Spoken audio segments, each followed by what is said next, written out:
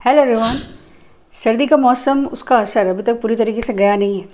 तो क्योंकि weather change हो रहा है तो ऐसे में हमारी बॉडी है वो भी कॉर्पोरेट करने की कोशिश करती है। तो ऐसे में कई बार इम्यूनिटी कमज़ोर होने की वजह से सर्दी, ज़ुकाम, कफ, कोल्ड, फ्लू, फीवर हो जाता है, सर्द गर्म हो जाती है। इसको दूर करने के लिए आपको ये एक मुद्रा प्रैक्टिस करनी है। इस तरह से फिंगर्स को क्लास्प करना है। मेडिटेटिव पोज में बैठ जाना पहले किसी भी ध्यान के आसन में। फिर राइट थंब को इस तरह से और लेफ्ट को ऊपर ऐसे ही खड़ा रखना है। ये पूरी मुद्रा, और इस तरह से हाथ रखने हैं अपने बिल्कुल चेस्ट के आगे। आँखें बंद करते हुए नॉर्मल ब्रीदिंग करते हुए मणिपुरा चक्र यहाँ होता है नाभि के पास, वहाँ पे फोकस करना।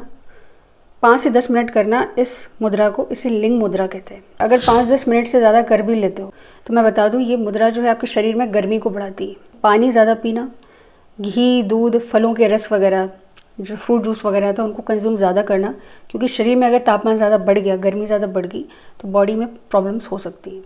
वीडियो को ज़्यादा से ज़्यादा लाइक, शेयर और सब्सक्राइब करना मत भूलिएगा।